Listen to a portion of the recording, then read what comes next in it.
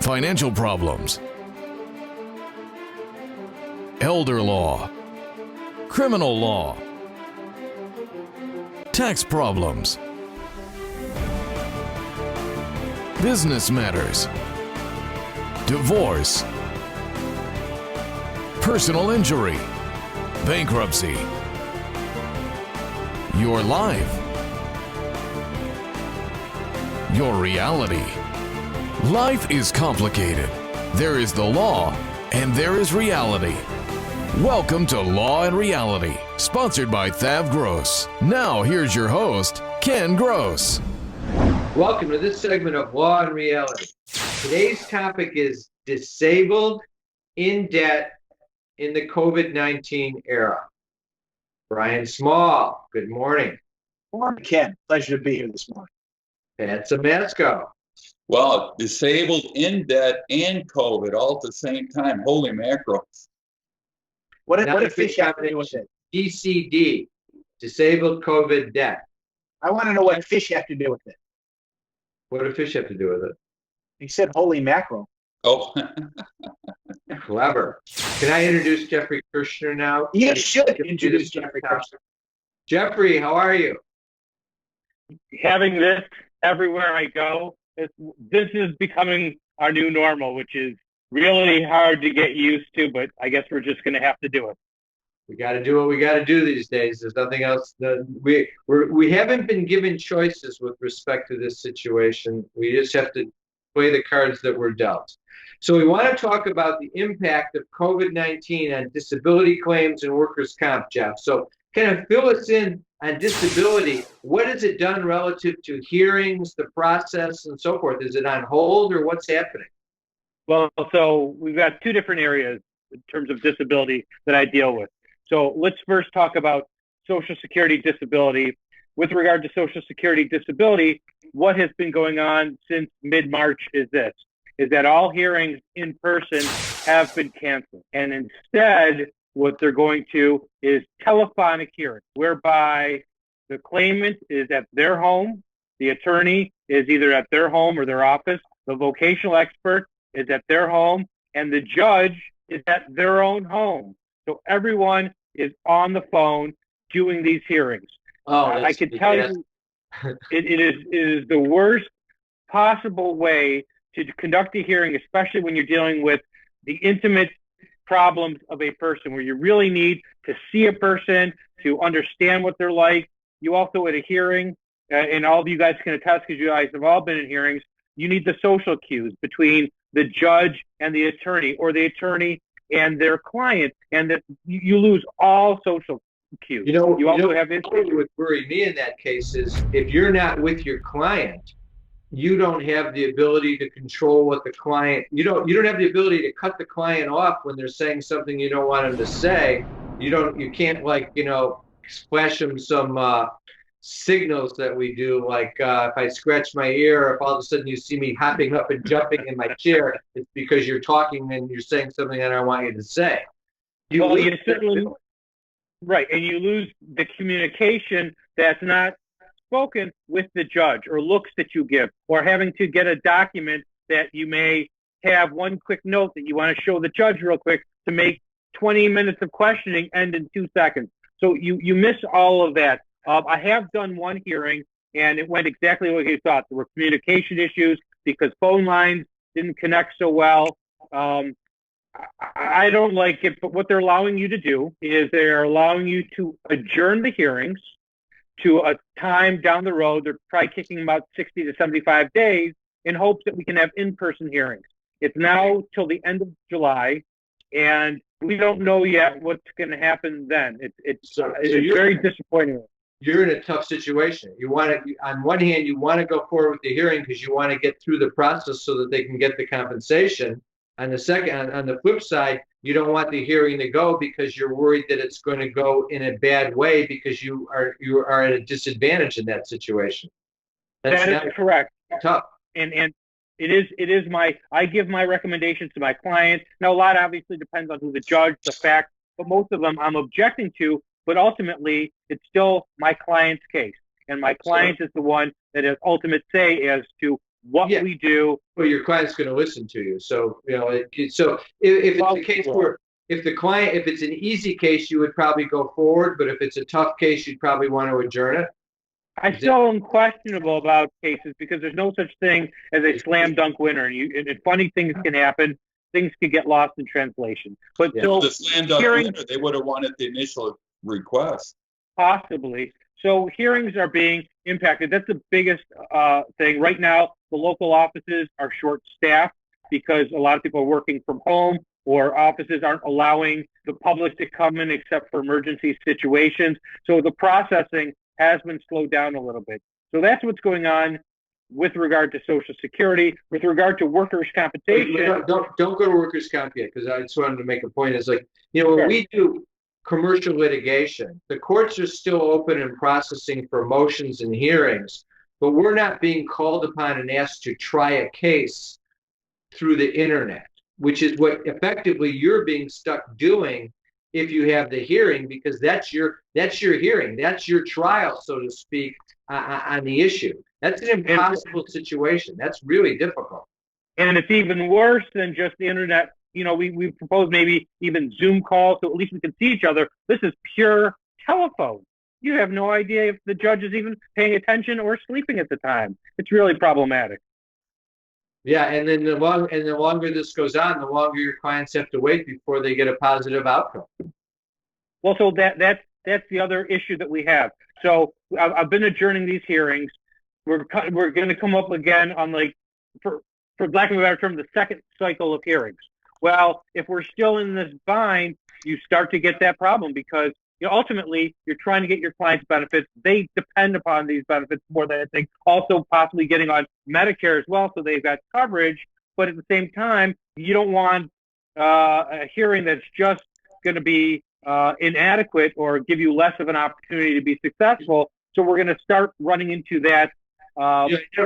I never asked this question before, Jeffrey. I think the answer is no, but is there ever an opportunity to settle, like where you can make a deal and say, okay, let's resolve this without the hearing, or is that doesn't work in your field?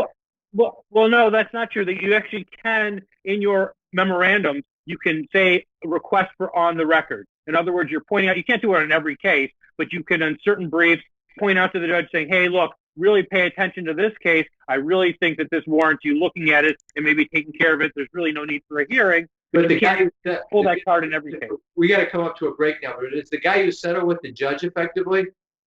Well, it's not settling. Yeah, it's the judge making the determination that the person. It's not another attorney.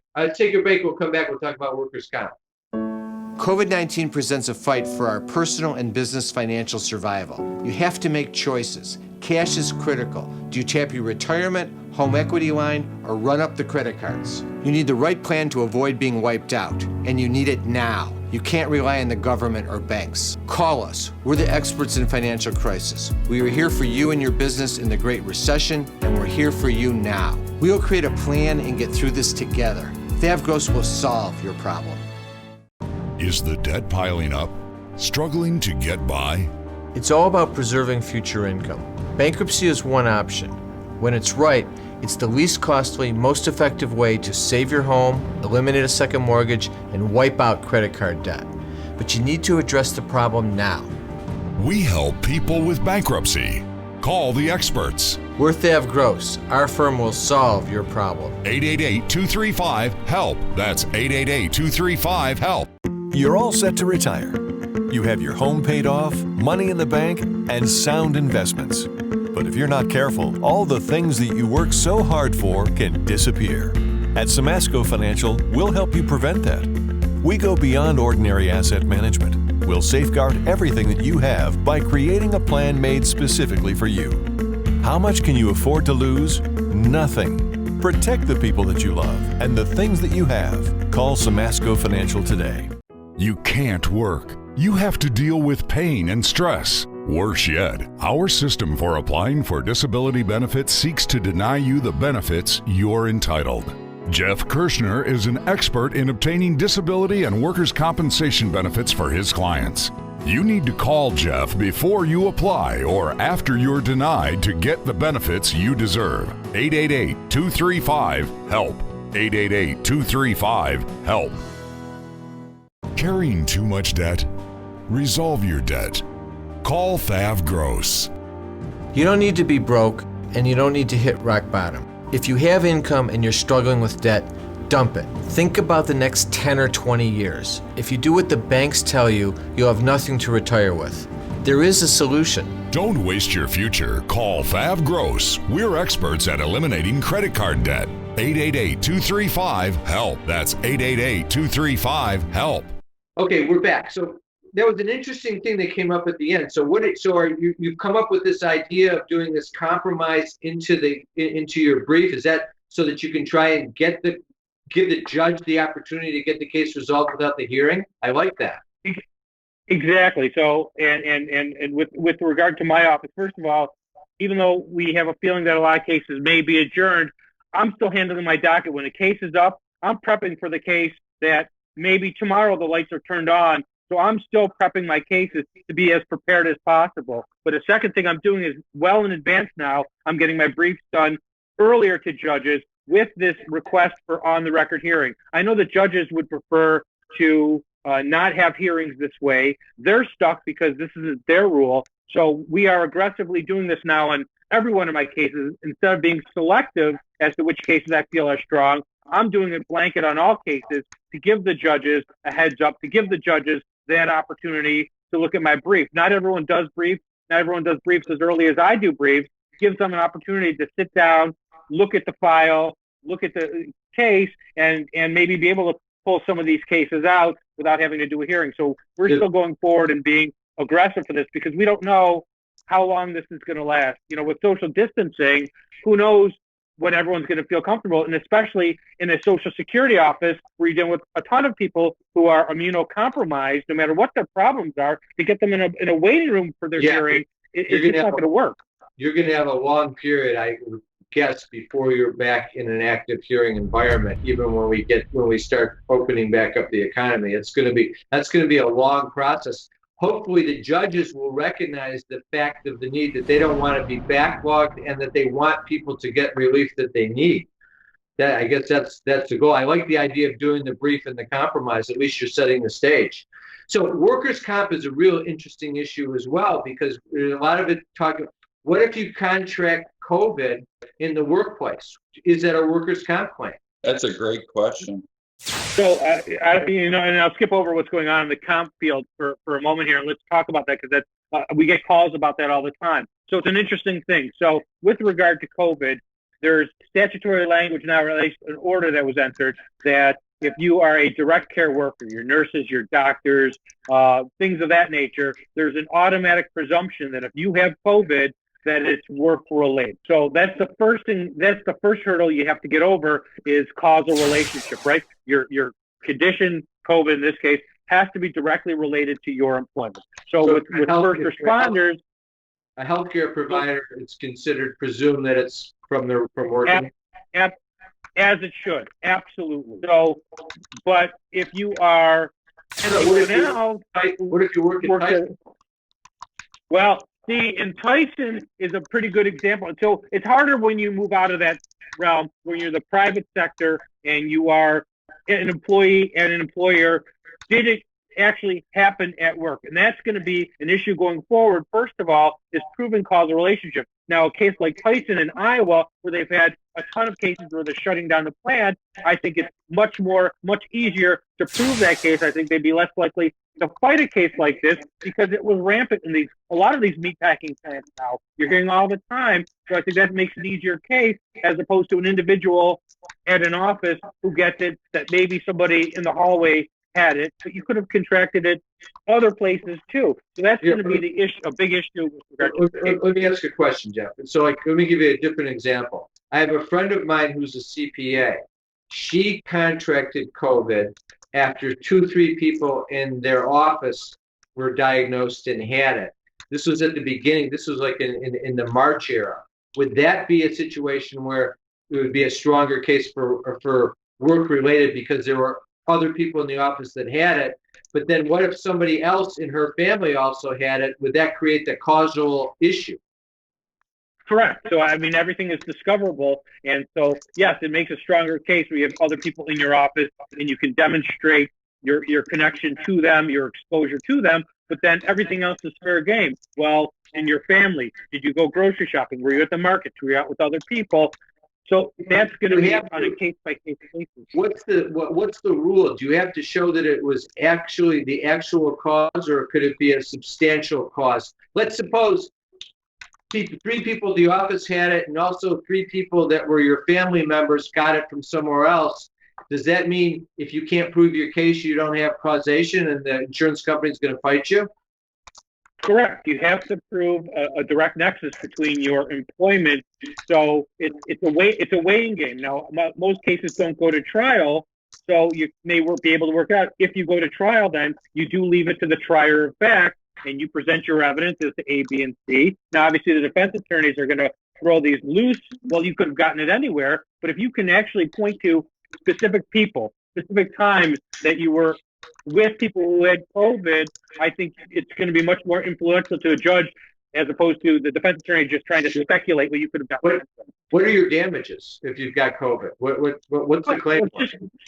Just like everything else, the workers' if you die versus you don't die, but you take 2 months to recover. Right. Well, you get your wage loss.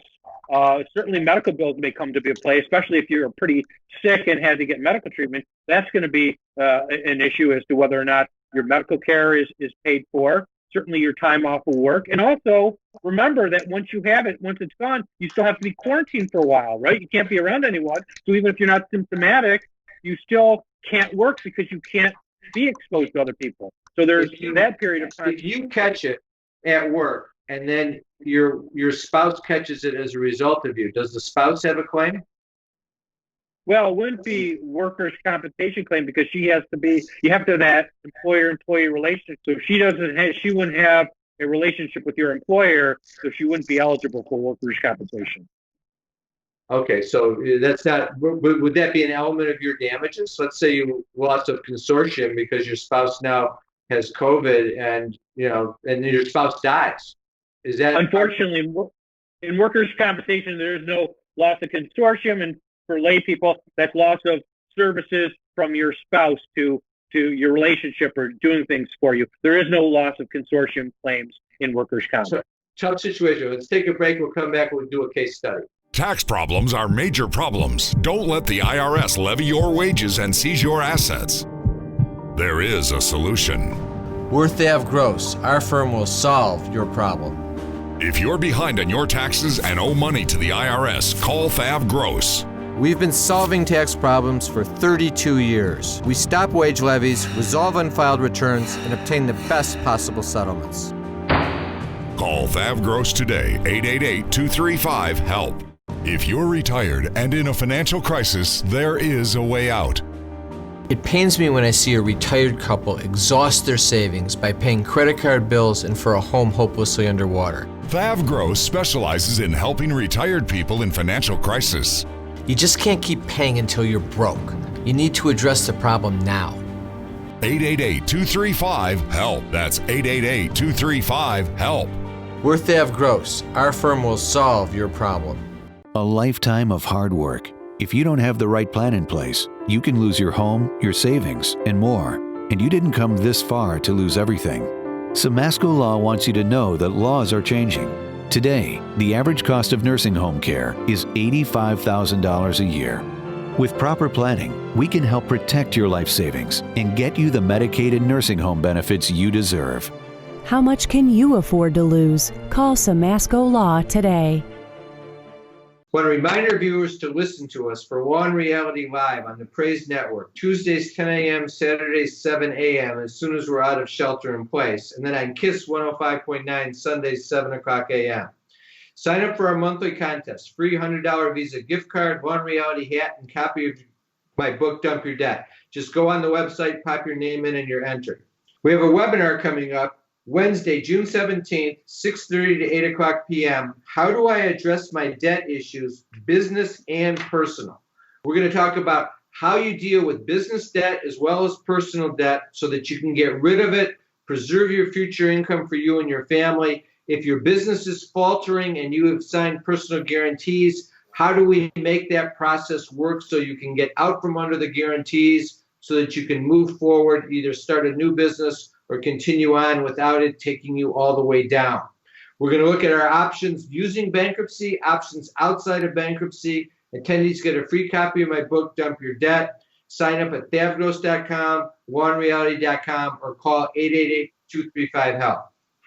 Then remember, you can always contact us for a free consultation. We do teleconferencing, conferencing over the phone. Once shelter in place is over, we will resume office consultations with proper social distancing. Just call us up anytime, 888-235-HELP, or go online on the website. There's boxes to check for a free consultation. Debt issues, tax issues, estate planning issues, business issues, elder law issues with Pat Samasco, disability issues with Jeff Kirshner, criminal issues with Scott Weinberg. Take advantage of the free consults. It's a way of learning what your options are and the strategy to resolve your problem. Sign up at lawandreality.com or call 888-235-HELP. Also, check out the free reports on the website. There's a great report on resolving tax problems, how to save your home from foreclosure, business formations, loans and grants in Michigan, and also Retiree's Guide from Social Security by Pat Samasco. I want to thank our sponsors, THAV GROSS, Samasco Law, Kirshner Law. Now back to the show. Is the debt piling up? Struggling to get by? It's all about preserving future income. Bankruptcy is one option. When it's right, it's the least costly, most effective way to save your home, eliminate a second mortgage, and wipe out credit card debt. But you need to address the problem now. We help people with bankruptcy. Call the experts. We're THAV GROSS. Our firm will solve your problem. 888-235-HELP. That's 888-235-HELP. I love you too. Bye-bye. That was Jerry. Emma just said her first word. Oh. Jerry says hello and they'll be over soon. Who's Jerry? Is he a friend of yours? No. This Jerry. Our Jerry. And this is his wife and their little girl.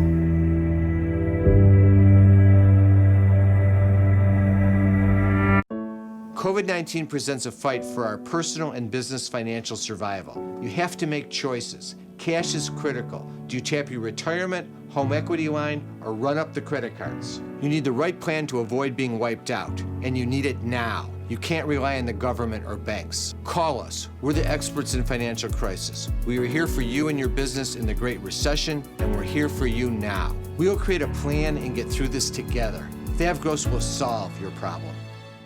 All right, we're back. All right, so Jeff, let's do a case study. Client's name is Dave. He's injured January 2019, seriously injured. So this is already a year and a half ago. He's applying for disability in January of this year, just before COVID.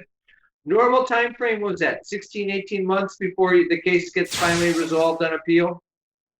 Probably, yeah. Okay, but now it's going to be longer based upon what's going on, what our discussion is. Who knows when it's going to get resolved?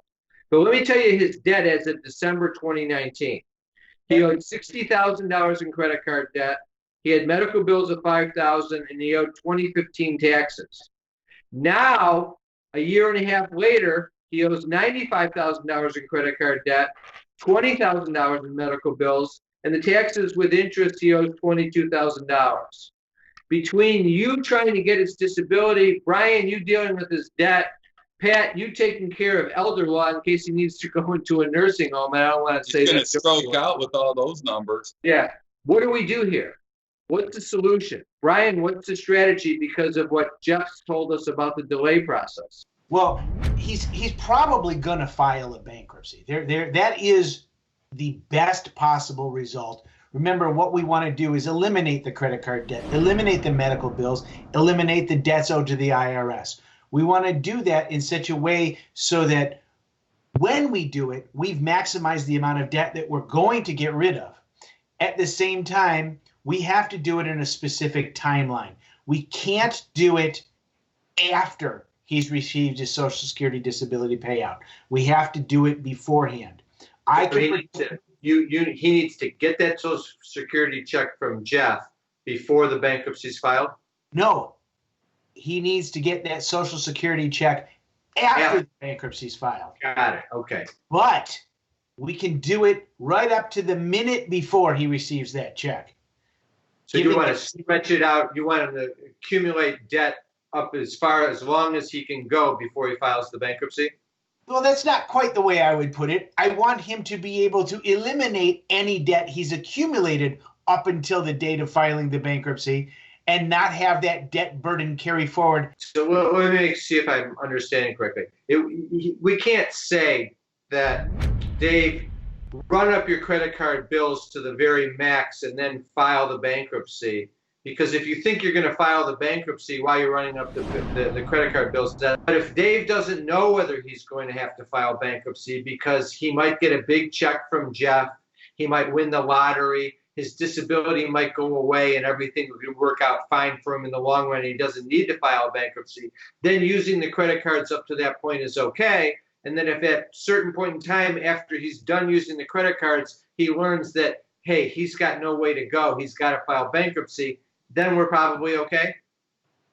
Well, yes, we're probably okay. I'm not going to say it's okay to run those credit card bills up. I like to walk the line.